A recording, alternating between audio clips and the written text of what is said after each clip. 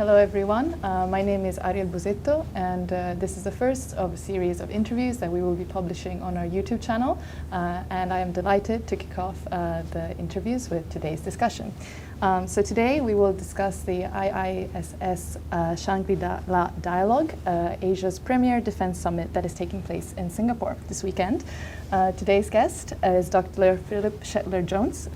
He is a security specialist and an associate fellow in the Indo-Pacific geopolitics at the Council of Geostrategy. He has written several articles for Japan Forward, for example, on British-Japanese relations.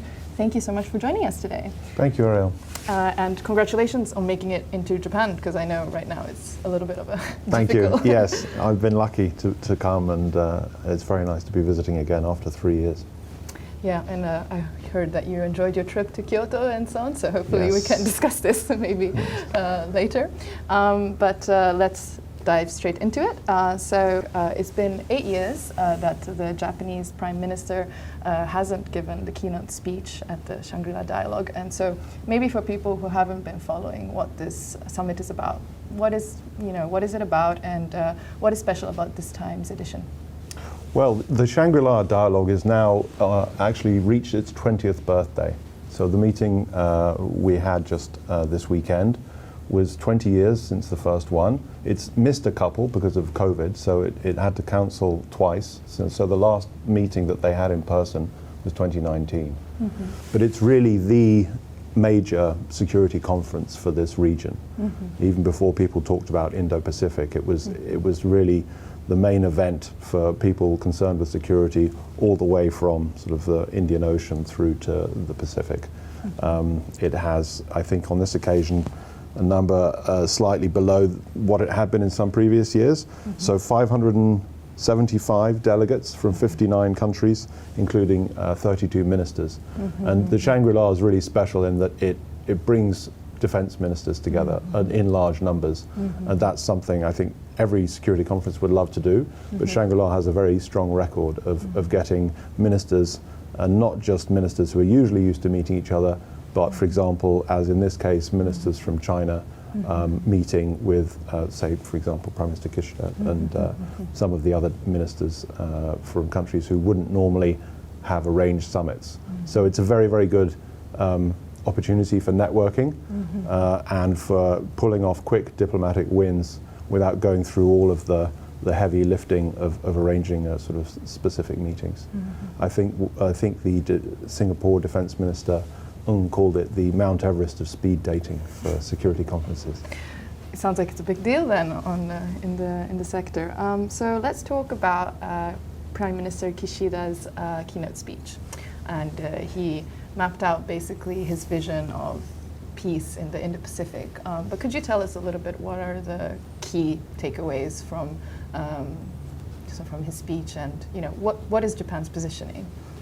Well, I think it was quite significant he was invited to give the keynote this year. And he, I think, did a good job of tying together the issues that were on everyone's mind. And this year that was very much with reference to the war going on after Russia's invasion of Ukraine. And so he managed to find a way of telling a story about Japan's current security posture and plans for the future by putting it in that context. And making a very strong emphasis on the rule of law and explaining why Japan has come to this position now of investing much more in a stronger defense and putting that in the context of Japan's history with relations in the region and actually putting it in context of Japan's own history. So he made a comparison of the situation now with that of 30 years ago, talking about Prime Minister Miyazawa, who faced the situation as we came out of the Cold War, and then resulting in the passage of the peacekeeping law in 1992, which put Japan's security and defense policy in a new direction of making this proactive contribution to peace. And so he was making that comparison partly, I think, to explain, why Japan sees this moment as being a turning point, but also perhaps to reconcile politically within Japan some different schools of thought about security and defense. And the way that he pulled out 4 elements of his, what he called Kishida vision for peace.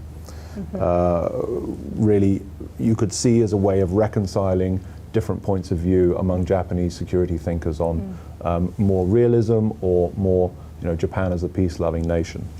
So those four, I think the most prominent one, which was a feature throughout the speech, was the emphasis on the rules-based order as the strongest guarantee for security, not just for Japan, but for others in the region.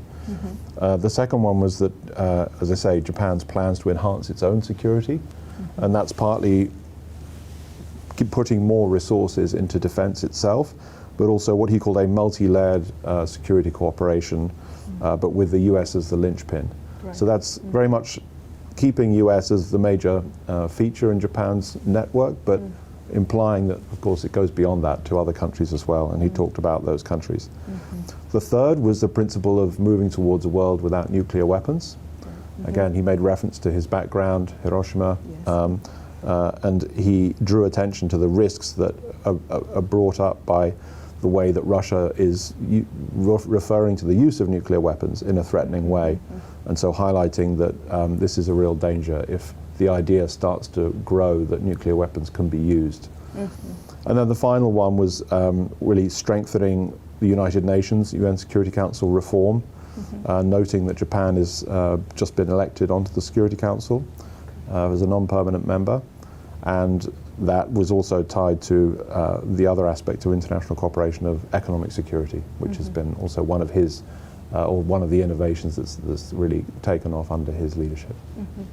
Yeah, and I think what stood out to me, or maybe perhaps also to people in Japan, was his stress on increasing Japan's defense capabilities, and especially coming from pacifist Japan. I think many people maybe were a little bit surprised by that. Like, how do you evaluate that? Do you see that as a real shift in Japanese policy?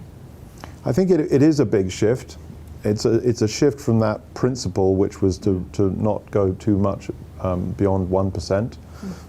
Of GDP, but I think that the way that he explained it was interesting by giving reassurance to some of the countries in the audience. I think that yes, Japan will have a stronger defense, but there's nothing for you to be worried about. In fact, that defense will be put in the service of regional interests. And so this emphasis again on the rules-based order, international law, the United Nations, working with partners, I think was meant to go together with that news about Japan investing more in defense and being stronger, and perhaps preempting or defusing any concerns countries might have about a stronger Japanese military capacity. Yeah, I thought it was interesting. He was saying that, but at the same time still trying to reassure maybe those that were a little bit fretful of increasing defense capabilities.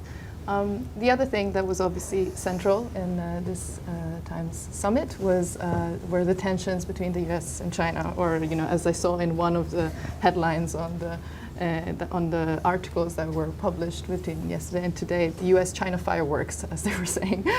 So could you give us a little bit of rundown of what is going there, what was discussed between these two countries? In some ways, the messages from the United States and from China were familiar material.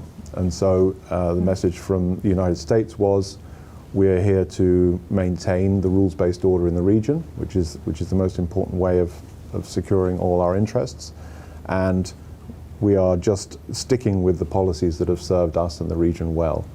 But we have to invest more in those policies because there is a challenge to those rules.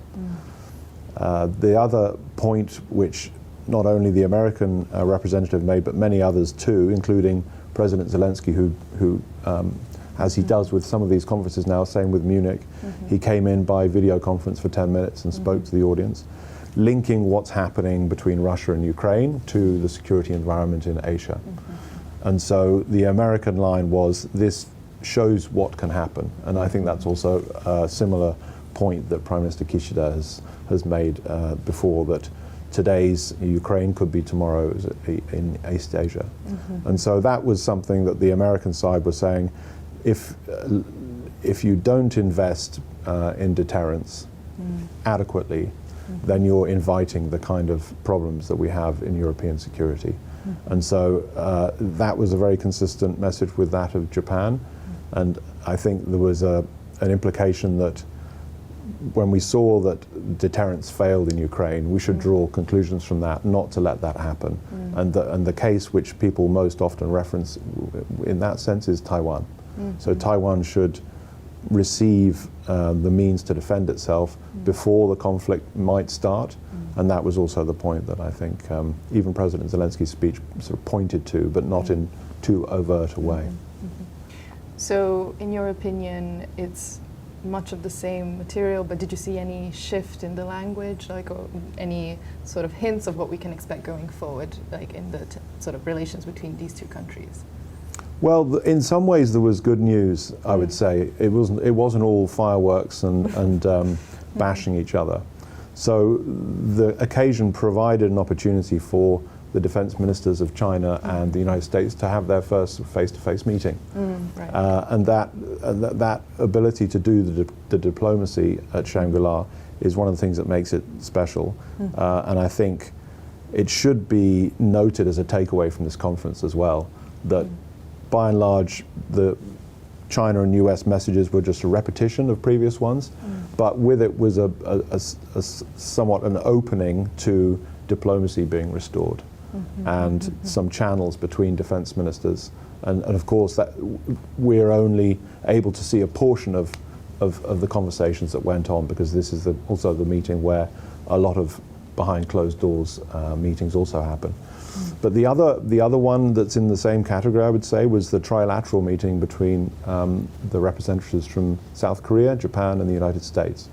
So I think the themes of this framework that Prime Minister Kishida talked about beyond the US-Japan alliance was coming up when you saw all the trilaterals among the so-called like-minded, so Australia, Korea, Japan, United States, and Europe as well. That China is put in an awkward position by its reaction to the Russian aggression on Ukraine. Because by refusing to refer to it as a war, by being accused of showing sort of tolerance for Russia's breach of international law, and even in some ways perhaps being a source of some kinds of support to sustain Russia in this situation, really makes it harder for the PRC to talk about respect for sovereignty, respect for the rules of international law and the principles of the United Nations, which is normally part of its boilerplate rhetoric about foreign policy. The other thing that I think the American Defense Secretary Austin added to that was to draw attention to more, he said, coercive and more aggressive behavior on the part of China. And the examples that were given in that respect were the harassment that we've seen in previous weeks of the aircraft flying through international air and waters around the Taiwan Strait and around Taiwan, or around areas where there is currently a multinational monitoring of the sanctions, the UN sanctions on the DPRK, on North Korea. And so I think that was drawn in as an example to say, in a way implying that the kind of aggression we see in Europe now is similar to the kind of aggression that China is showing, of course on a completely different level, but looking at that as a way of linking China and Russia, and really explaining therefore why countries should join together and really resist that trend in Asia to avoid having the same kind of much more tragic and violent consequences as that it's having in Europe. And how has China responded to this? Like, they've had some pretty, strong tones to that, right? Interestingly, the response was one where almost conceding that China has been put in a difficult position.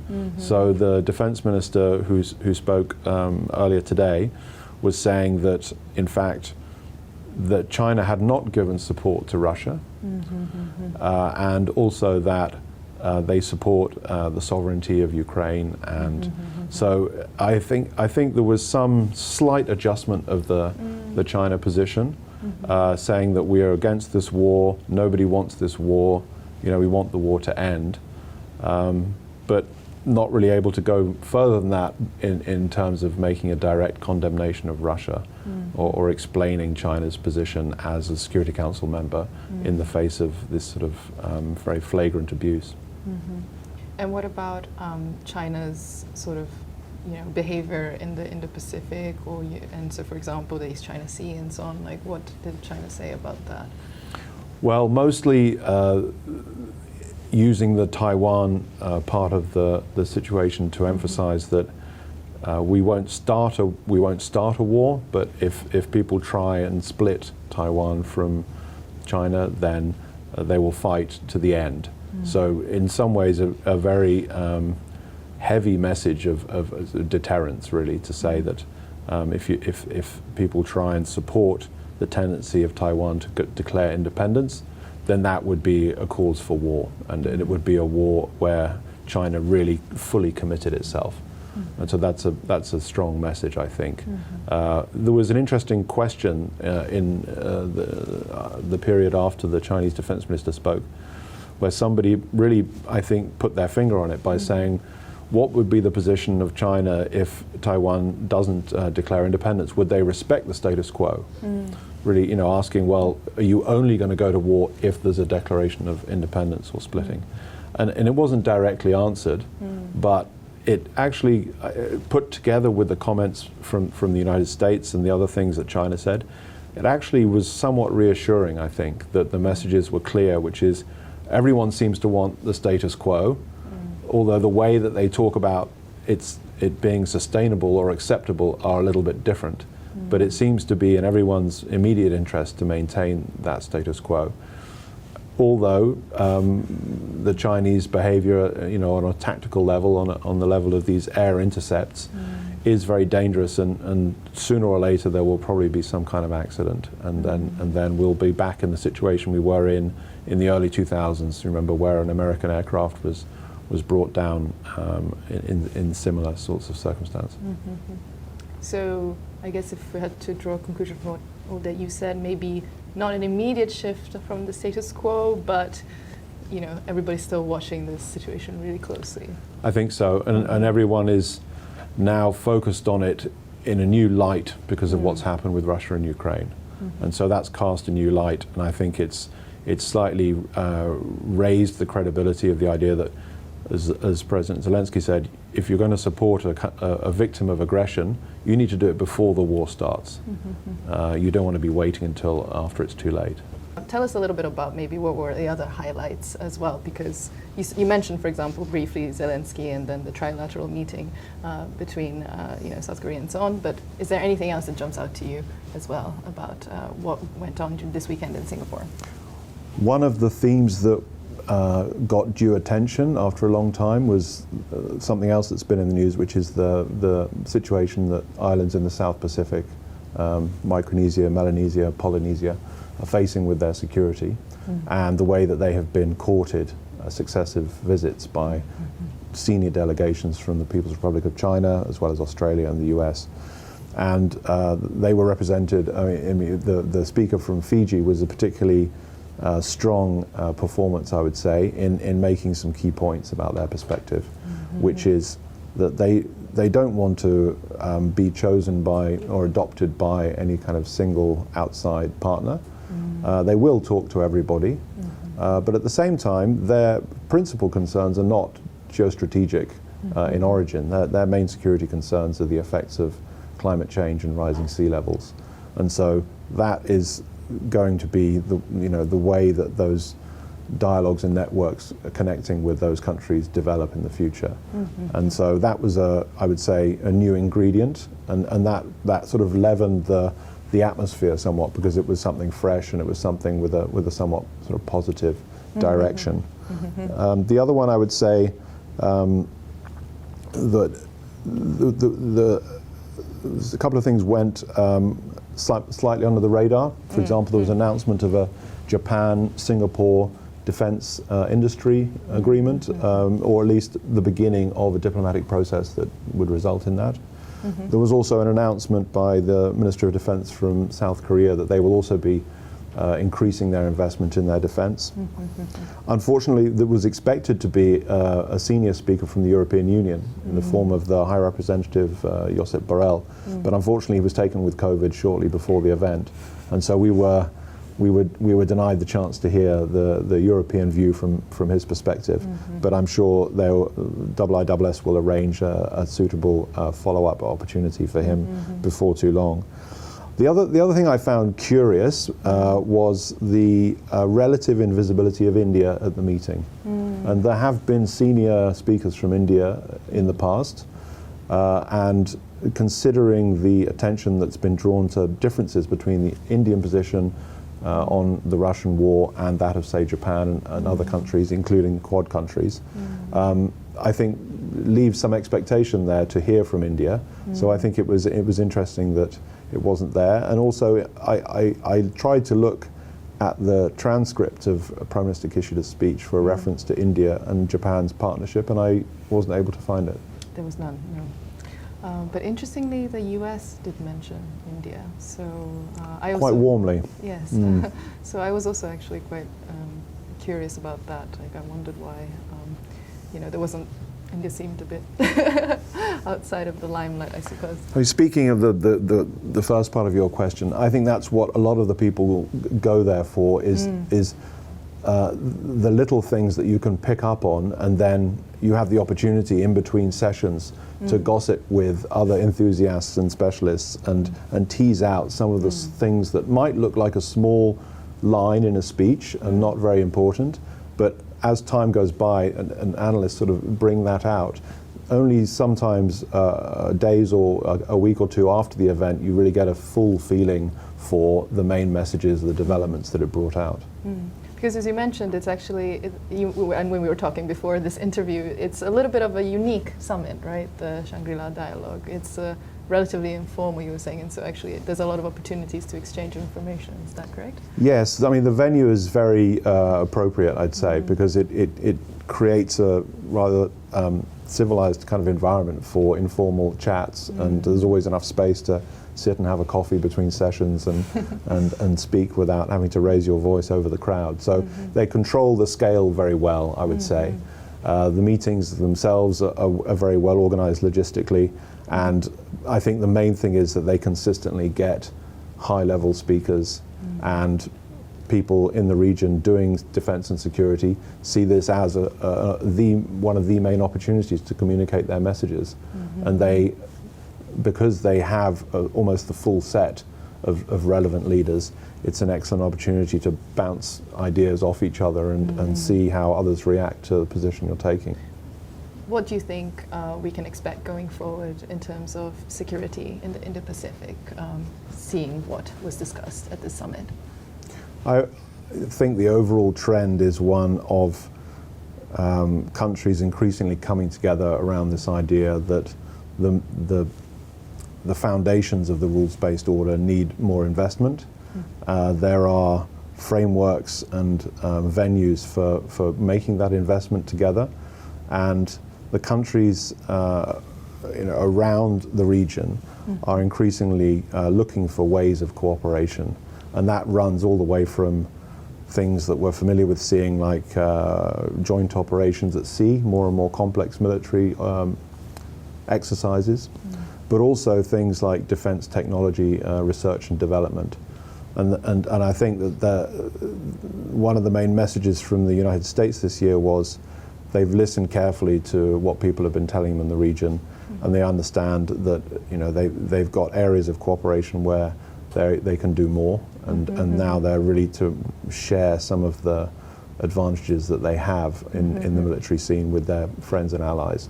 And so I think that's one I would be tracking in the next year, is how some of these promises and pointers to further defense industry cooperation will come out. We were used to hearing a lot about AUKUS, right? And I think a lot of people saw that as a somewhat exceptional arrangement, but I think in time that may begin to look like the beginning of a trend rather than simply a one-off. So more movement in that direction. Thank you everybody for watching. This is the first of a series of interviews that will be published on the Japan Forward YouTube channel, so make sure that you subscribe to get a notification as soon as the video is up. We will be publishing an article on our website as well on this interview, so make sure that you check our website as well. Thank you so much and catch you next time.